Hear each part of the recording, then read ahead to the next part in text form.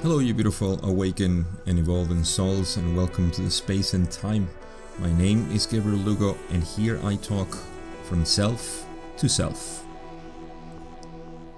Today I want to read a channeling from Quo of 2020. It's actually very recent, February, and it has to do with questions about anxiety, depression, and I want to get to the point where they also talk about getting guidance and help from your guides and your higher self and so on. And I think this is very important because in our era we have a lot of anxiety and need for help, and we feel that we need other people more than ever. And so I think this can lend out a helpful hand to realize that the only help that we need is ourselves. So we can dive deep into our own self and find all the answers there. In fact, Ra says that the self is the body of study, or is the instrument of study, meaning that you only need yourself to understand reality. So this again is a channeling from Quo, and Austin Bridges made the question, and he says here, I've got one, Quo. I asked a little bit about this recently, but to explore it from a different angle, can you talk about the metaphysical origins and implications of depression and anxiety, and about how a seeker might utilize these experiences for their growth and opening the heart? Now, Quo says, I am Quo and am aware of your query, my brother. The mental and emotional conditions that you have described as depression and anxiety have a connection, in that there is a dimmer outlook, shall we say, due to inner and outer events within the seeker's realm of experience, due to a history, shall we say, of certain kinds of experience that go awry, perhaps upon a seasonal basis. It may be assumed then that there is a kind of momentum of indecision or difficulty which has accompanied these experiences.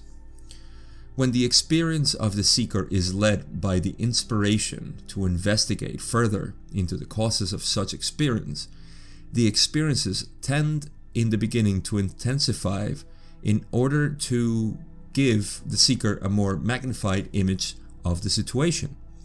When the seeker begins to investigate in a more intensive manner after this magnification of experience is noted, then there is the possibility that the anxiety that accompanies this process of dealing with difficulties that go awry might be enhanced by the continued processing of a catalyst that has gone awry. So I'm going to make a pause here and sort of give my view on this. You see, let's start with the understanding that anxiety is a sort of trap that we create for ourselves without being too conscious about it.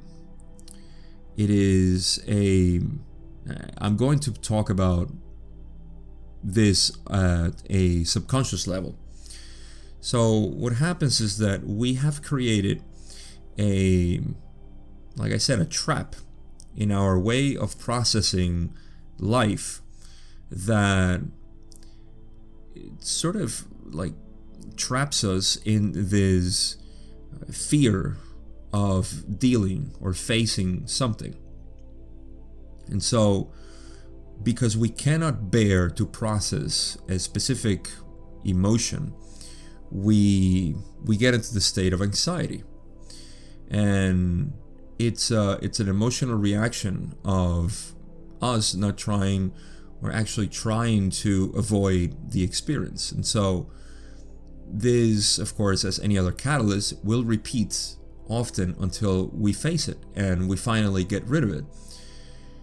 But you see, the way that Quo is explaining it here, saying For example, when they say there are certain kind of experiences that go awry, that is the beginning of anxiety, or not anxiety, of the trap that creates the anxiety. It's ourselves locking down an emotion because we can't deal with it. It's a natural thing for us to do, because as children, which is mostly where all of this comes from, we are unable to deal with even basic experiences that we may be sensitive to, and we can be really exasperated by this, and we just want to shut it down. And as we shut it down, we create this lock, this trap that I'm talking about. And so other experiences in the future will come in to stimulate this emotion, this trapped emotion. But we will continue to lock it down because we cannot deal. It's like the emotion comes to us and we have a mechanism that says, let's not deal with this because it's too painful, so let's keep it under the rug again. This is the kind of experience that goes awry. And then they say that it may be assumed that there is a kind of momentum of indecision or difficulty which has accompanied these experiences. And this momentum of indecision is precisely the sort of escape mechanism that we use, and that continue to powers this anxiety. Now, in the next paragraph, they talk about intensifying the experience, which is really this would be the tantric approach to dealing with emotions, or anxiety in this case, or depression, which is magnifying the experience, the sensation of it, and it's exploring the feeling itself. I actually love this suggestion because it begins with the first step, which is to acknowledge that there is an emotion, that there is a reaction, and that is the first and only thing we have to deal with. It's not so bad. We only have to grab that experience, whatever it is that stimulated again the anxiety or the depression, and sit with it. And so they say the experience of the seeker is led by the inspiration to investigate further into the causes of such experience. The experiences tend in the beginning to intensify in order to give the seeker a more magnified image of the situation. So, of course, because we have, and this is, you can see it as a compression. You see, there is a compression of the, let's call it the experience that necessitates the emotional reaction, and so we compress it and we cannot deal with it. It's like trying to discern into a mass of things that it's all amalgamated.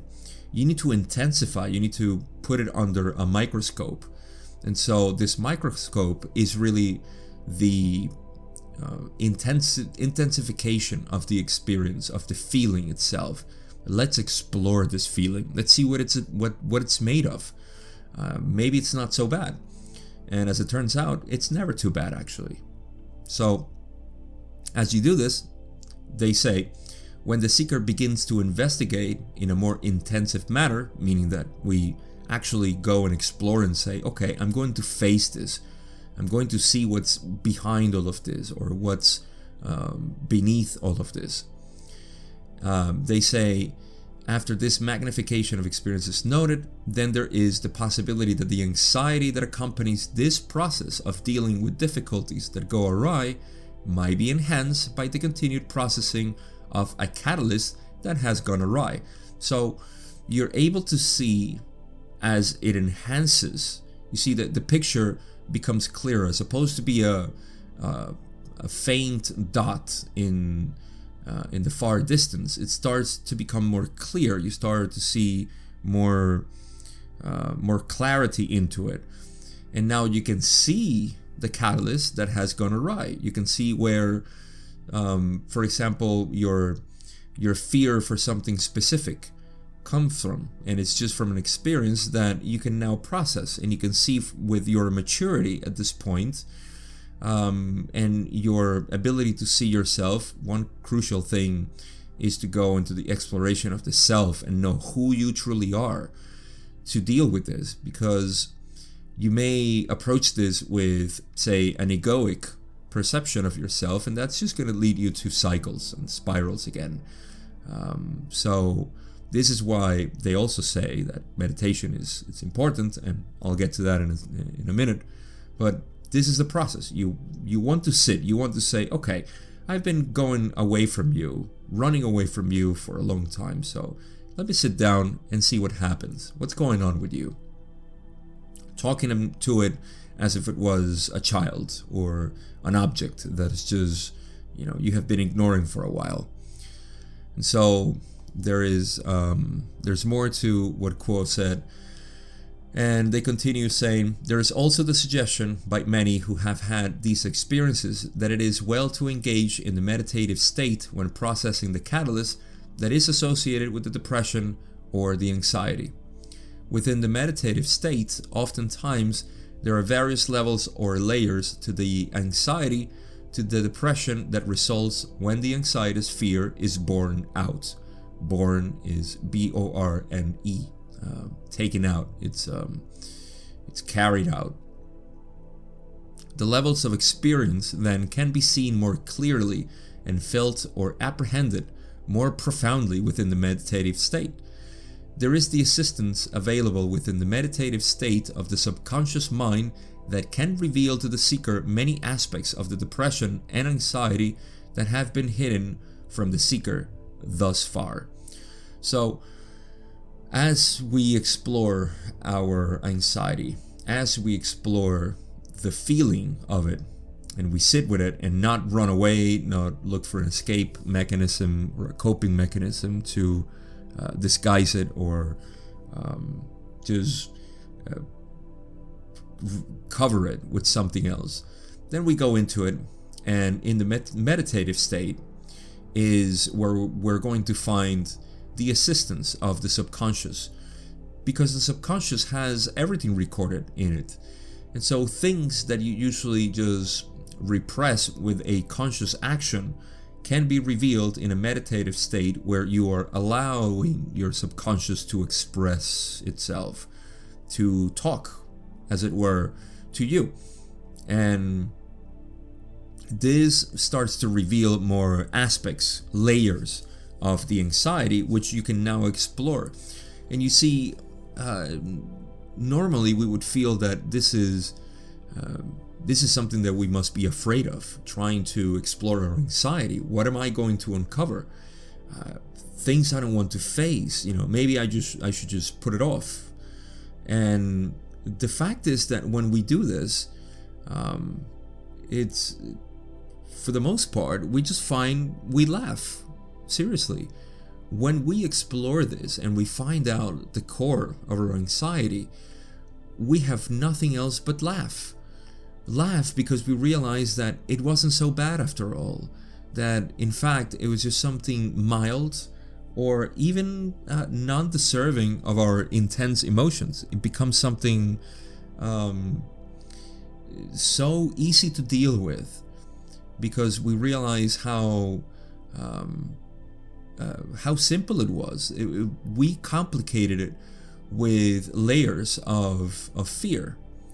And fear is simply the rejection to face something, the rejection to admit a reality that we already know is true. And so when we allow ourselves to do this, we can see the simplicity that lies behind it. It's almost like the man behind the curtain, the monstrous or godly thing, the mythical figure becomes just human, becomes something bearable.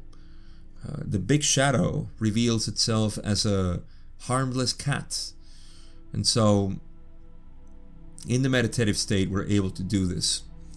Now, they continue on and they say, when the meditative state is utilized, it is often well to offer a prayer, shall we say, within that meditative state, that other entities that are associated with the seeker, such as the higher self or guides, be available for inspiration or information that can point a direction to the seeker, whose heart is pleading for that which it desires, to know and to be more and more of the one infinite Creator.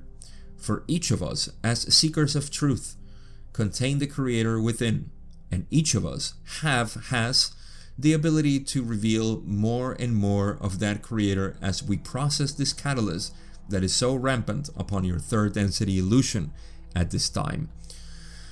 I love this part because this is the process. You see how we started from the reaction to a stimulus that caused anxiety. Anxiety being like two mirrors reflecting each other and becoming something unbearable. To see the same thing bounce over and over again with no end. And so we face our anxiety and we say, okay, instead of letting myself be overwhelmed by this experience or this feeling and trying to cope with it with something else, I'm just going to sit here and face it and see what's behind all of this. Then you fall into a certain silence of exploration and you get into your subconscious.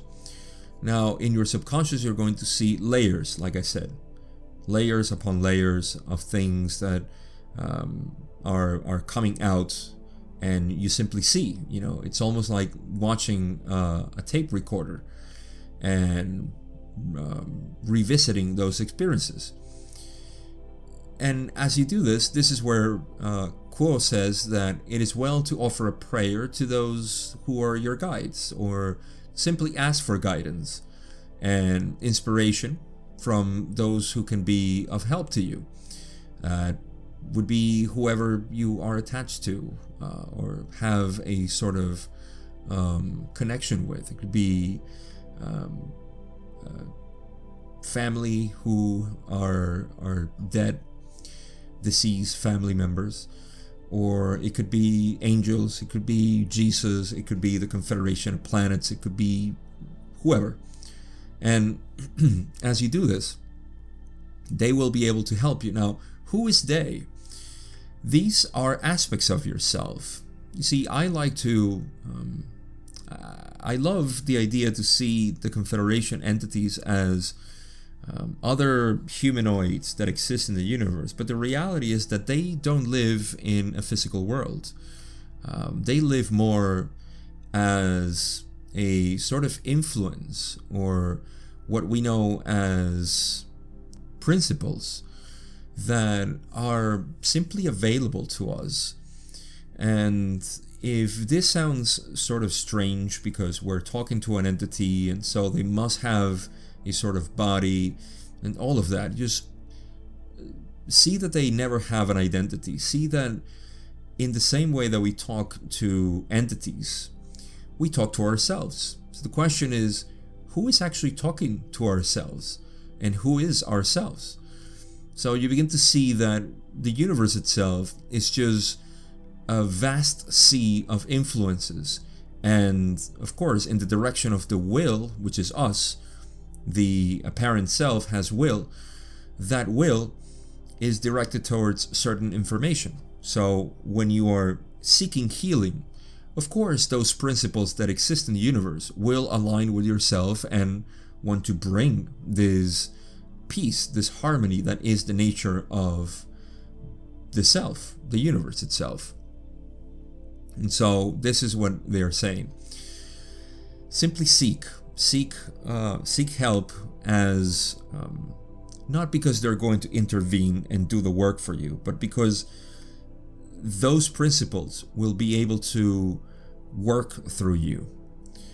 Now, the last part of this answer, Quo says, This catalyst, whether it be depression or anxiety or trauma or difficulty of any kind whatsoever, is intense, because the intensity is a means by which the nature of the spiritual journey can be revealed to one who goes forward fearlessly into the fray of its own perceptions of depression, anxiety, jealousy, anger, and so forth. These forays into catalysts then are the movement of the seeker along the path of truth. For this third density illusion has within it the potential to release the greater and greater apprehensions of the one creator that exists within each seeker of truth. At each energy center, there is a reflection of types of catalysts that the seeker may utilize to move forward along the energy centers or chakras. Thus, it is suggested that the catalysts of anxiety and depression be located by the seeker in their correct position according to the seeker's estimation, so that there can be an activity there in meditation that attempts to allow an expansion of the apprehension or perception of what is occurring in the seeker's life at any particular moment. So, a couple of things here is that this catalyst of depression, anxiety, or trauma is this intense because this intensity is a way for us to experience the magnificent presence of the one creator. In other words, if we were to be completely aware of the one creator, there would be no seeking, there would be no experience, there would be nothing. We would be completely absorbed by this presence. And indeed, this is what happens when you go into deep meditation and there is absolutely nothing happening. So there is no perception of the one creator, but the presence and the abidance in it. So you can see this as the entertainment of pure consciousness, which is you. It's not a God that is separated from you, it's actually you. But you fail to admit that you are peace, that you are love, that you are harmony. And so in this process, you are creating the biggest drama in your life so you can eventually be reunited with the one creator. And this is why meditation is key, because it allows you to slowly but surely be accustomed in the presence of your own self. And so this is why they say the intensity is a means by which the nature of the spiritual journey can be revealed to one who goes forward fearlessly, basically going into all the perception of depression that reveal the one creator. They say that the third density illusion has within it the potential to release the greater and greater apprehensions of the one creator that exists within each seeker of truth. You see, for a seeker to exist, there must be a confusion. It's almost like you must be confused if you're looking for your own head. You see? Because you are, your head. Your head is you. So why are you looking for your head? And this is the seeking. The seeking comes to an end when you finally realize that you are your head, that you've had your head all your time, and you have been looking for your head with your own head. So meditation allows you to reside in this presence, this peace that you are. Finally, they do say something that it's a little bit more metaphysics, and I'll cover it here, of course, when they say that you must look for the reflection of the types of catalyst as they relate to the energy centers, no? So, of course, I'm going to just glance over the next question, which is about these energy centers. How are they associated? Austin asked, you were talking about the energy centers, and I was wondering if there's typical correlation to any particular energy center or centers in depression and anxiety, or if it's individual to each person. So Kuo says that the energy centers that are most often associated for most seekers of truth with these qualities of depression and anxiety are the energy centers of the orange, yellow, green, and blue.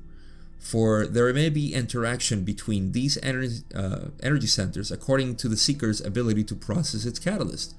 As the catalyst of anxiety and depression is processed, the processing moves higher into those energy centers, which then await a new perspective, shall we say, so that the seeker may view the experience of depression and anxiety from a higher point of view or overview. The movement higher then gives the seeker the opportunity to expand its understanding of the cause, the nature, the expression, and the opportunity that these experiences provided for spiritual growth. So in essence, the localizing of our emotions and feelings that come from the lower energy centers gives us a hint, and it's a good thing to do for, of course, those who understand energy centers. This is not needed for anybody who is not studying energy centers. Let me just say that if you don't know anything about chakras or energy centers, you don't need this in order to deal with anxiety. This is a very important emphasis I want to make. Even if you have a faint idea, don't feel that you have to study energy centers to be able to deal with your anxiety. This is not true. But because we're talking about the law of one, and in the law of one we use the vocabulary of energy centers, then we're talking about the expressions or the consciousness in orange and yellow of the separate self, which is really where it's generated. And then green and blue are basically love and wisdom, which an imbalance between love and wisdom can create, of course, a sort of depression or anxiety, depending. This is why the red and violet are, not violet, but indigo and violet, of course, are not expressed here because they don't deal with these expressions of the self. You see, so the whole point of this is that if you do have a knowledge on energy centers, I've always said that it's a beautiful study to understand the energy centers and how they relate to our expression of consciousness, our expressions of the mind rather. And so you can do that for sure. But in general, you don't need this. As long as you can be honest with yourself and go and face the anxiety and see. This is something, of course, that I teach with my students in the direct path, is to go into the feeling of the sensation, the feeling of the emotion itself, and then explore it from the one point of consciousness that we are, and things are revealed marvelously, and we stop fearing, because there is nothing to fear. Now, I have a final read in terms of using guidance for anxiety, and this is the final quote from Austin, or question from Austin. And I want to mention that, of course, this channeling, you can find the link in the description of this show if you want to go read it. There's more information about biorhythms here. I didn't want to cover that because it wasn't relevant, and other questions as well. But the final one that is related to what I just talked about is Austin saying, you mentioned earlier in a response to the aid of various guides that we might have in other realms, and I was wondering if you could talk about different ways that we might be able to connect with those guides and receive their guidance. Kuo says, I am Kuo and am aware of your query, my brother. Again, we refer to the standard, the favorite of the Confederation of Planets, in the service of the one infinite creator. And that, of course, is meditation. In the meditative state, one may open oneself to assistance from any guidance or guide or higher self, or even the mind-body-spirit complex totality. If the desire is strong enough within the seeker, such contact may be made in a direct fashion in the meditative state. The dream state is also quite helpful for the seeker to ask for such assistance. The technique most helpful, we believe, is to, as you are retiring for the evening, make what you may call a prayer to your guides or higher self or whomever you seek assistance from, to reveal unto you information for a certain situation that is of priority to you at that time. Then keep by your bedside the tablet and pencil so that you may write down the dreams as soon as you awaken. Or if you wish, you may utilize the flashlight that is dim enough to not to awaken one completely, to be able to record the dream in the middle of the night after the dream has been completed. One may also utilize the pendulum to get simple yes-no responses from guides or the higher self. This requires, of course, the practice with the pendulum in order to be able to determine what the yes would be for you and what the no would be for you. There is also the possibility that as you sit in contemplation at the beginning of the day, or at the end of the day, or at any time during the day, that you have time to relax. That in the contemplative state you open yourself to such requests to your guides, so that as an inspiration perhaps might be funneled to you through your own mental capacities. There is also the technique of writing, which is sometimes utilized to make a similar kind of communication, where you write upon a page the question that you ask. Then, as you feel a response in your mind, you write or channel the response onto that paper. Oftentimes, this is described as automatic writing, but in this instance, this is a response to a specific query, not simply writing, which takes an energy upon itself to begin. Then they simply finish and they say their goodbyes. And this was a nice way to end this episode, because they show the different ways in which we can connect with our guides, what we call our ancestors, our angels, guardian angels, and so on. All of this is aspects of ourselves that are waiting for us to use them, for them to be revealed. You can see it both ways. You can see it as literal entities that exist and are coming to aid you, or you can see it as processes in the deeper portions of your mind, which again, I always emphasize this to create the vision that we're not a separate being, that from whatever angle we want to see reality, we have to include the one infinite creator in us. This is the one seeking. This is the one that it wishes to be revealed. And so anything that accompanies this sensation of us being here and that one infinite creator being there must be a part of the one self that we are. And I love each and every answer here. I must say that dream journaling is something that is very helpful for those who like that type of activity, and they gave pretty good advice there. The use of the pendulum is also a technique that must be developed and practiced. And the technique of writing is one that is honestly new to me. I've never considered this, and I think we should consider doing it as well. But the one that I think is the most important is, of course, the one they start everything with, which is the favorite of the Confederation of Planets in the service of the One Creator. They like to be complete with their answers, and so they give every single method that is possible.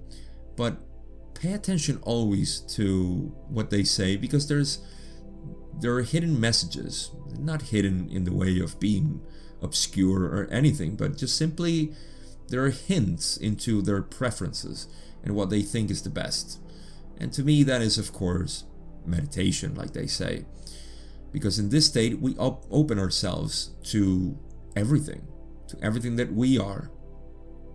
You see? And this is, of course, my way to give the last advice into this episode about anxiety, depression, and all of that.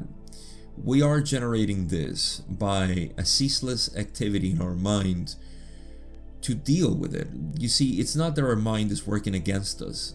It's always working with us. It's only that we don't see it because we continue to hide it. We continue to push aside that which is within us, that which wants to be revealed, because it's a drama that we're creating. I'm not taking any validity to the intensity of the experiences that we have when in anxiety or in depression, but I'm making a picturesque way to say that it is our drama.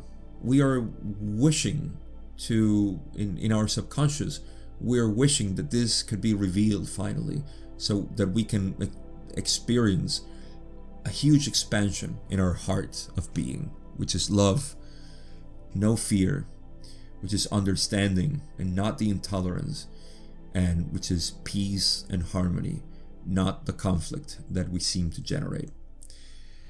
So with that, I come to the end of this episode. I hope this was helpful, especially because we all deal with a certain degree of anxiety. These are just little things that are waiting for us to be unveiled by the oneself in contemplation of the infinite being that we all are. So, as usual, I thank you for listening. I appreciate you, and I'll catch you on the next one.